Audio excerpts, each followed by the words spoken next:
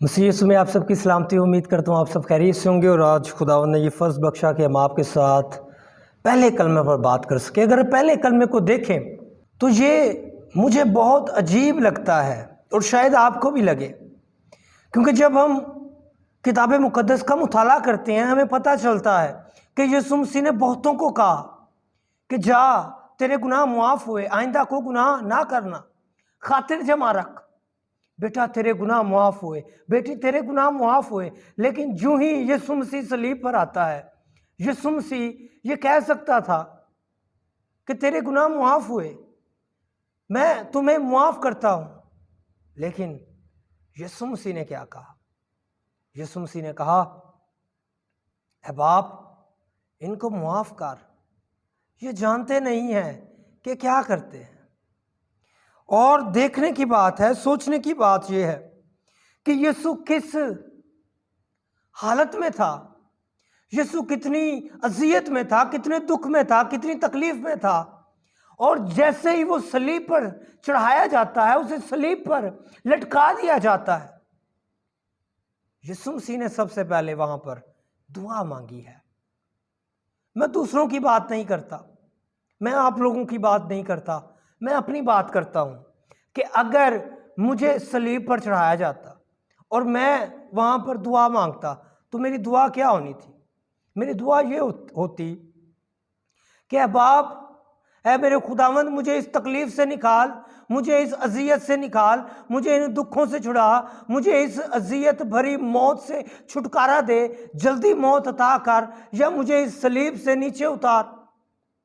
लेकिन यीशु मसीह ने ऐसा नहीं किया, मेरे और आपके आका ने ऐसा नहीं किया, मेरे और आपके खुदावंद ने ऐसा नहीं किया। वो इतनी अजियत में था, वो इतने दुख में था, सारी रात जागा हुआ वो दुआ करता है और क्या कहता है? बाप इनको मुआफ़ कर, ये नहीं जानते कि ये क्या करते हैं। सो बात हम ये करते हैं कि वो गुनाह मुआफ़ कर सकता था वहीं पर, लेकिन बाप के हुजूर उसने इल्तिजा की। याद रखें, यीशु मसीह ने उस सारी रसवाई को, किसी बात को अपने दिल में नहीं रखा, उसने वहीं पर उन्हें मुआफ़ कर दिया था।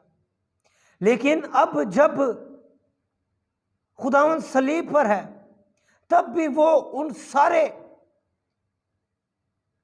दुखों को याद नहीं कर रहा जो उस पर ढाए गए या ढाए जा रहे थे। जब यीशु मसीह ने आसमान की तरफ निगाह की और अपने बाप को देखा, उसका बाप जो दुनिया का, कायनात का खालिक और मालिक है, जो शहंशाहों का शहंशाह है, जब उसे, अपने बाप को यीशु मसीह ने गजबनाक होते हुए देखा तो उसे मालूम हो गया कि अब मेरा खुदावंद, मेरा बाप अब इनमें से किसी को नहीं छोड़ेगा। वो 12 तुमन फरिश्तों को यहाँ पर भेज सकता है। और याद रखें, एक तुमन में 6000 फरिश्ते और 12 तुमन में 72,000 फरिश्ते उसी वक्त आ सकते थे। वो जानता था, इसलिए खुदावंद ने अपने बाप से इल्तिजा किया, बाप इनको मुआफ़ कर दे, ये नहीं जानते कि क्या करते हैं, मैंने इन्हें मुआफ़ कर दिया है, अब तू भी इनको मुआफ़ कर दे। खुदावंद जानता था।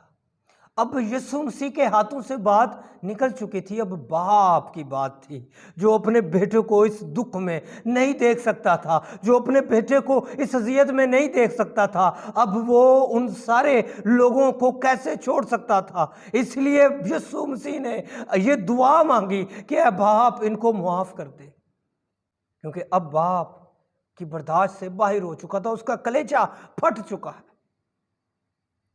और दूसरी बात इस कलमे में यह पेश हुई थी कि वो खताकारों की सिफारिश करेगा। बाप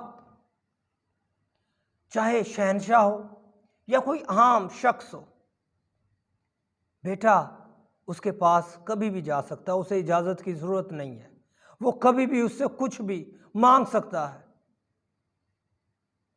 और सिफारिश करना, शिफायत करना आसान काम नहीं है। हर कोई शिफायत नहीं कर सकता। हम जब भी दुआ करते हैं हमारे पास पूरी लिस्ट होती है। अपने ख़ानदान के लिए दुआ करते हैं, अपने लिए दुआ करते हैं, कहते हैं मुझे ये मिल जाए, मुझे वो मिल जाए। हम दूसरों की शिफात नहीं करते। और शिफात करने के लिए भी रसाई की ज़रूरत है। अगर मैं किसी की सिफारिश करने जाता हूं तो मेरी रसाई उस ऑफिसर तक होनी चाहिए। अगर मैं किसी की शफात करता हूं दुआ में तो मेरी रसाई खुदा के तख्त के सामने होनी चाहिए। कोई आम शख्स जा ही नहीं सकता। सो बेटा शिफायत कर रहा है किसकी?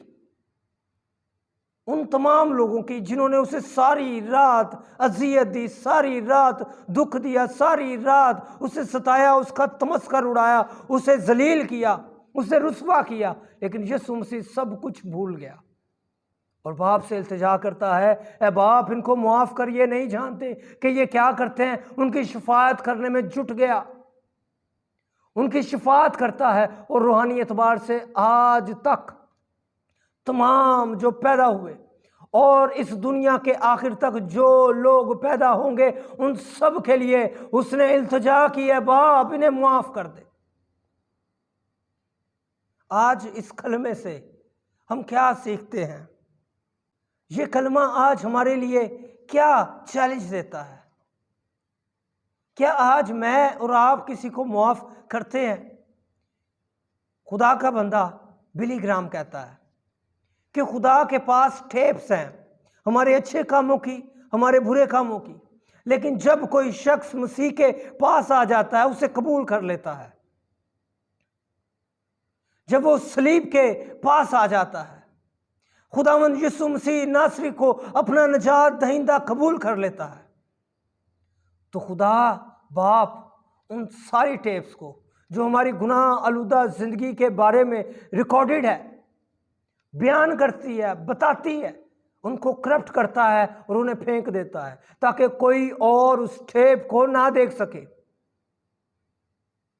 वो उन सारी टेप्स को, हमारे गुनाहों को भूल जाता है। वो हमारी तमाम गुनाह आलूदा जिंदगी को भूल जाता है और मुआफ़ कर देता है।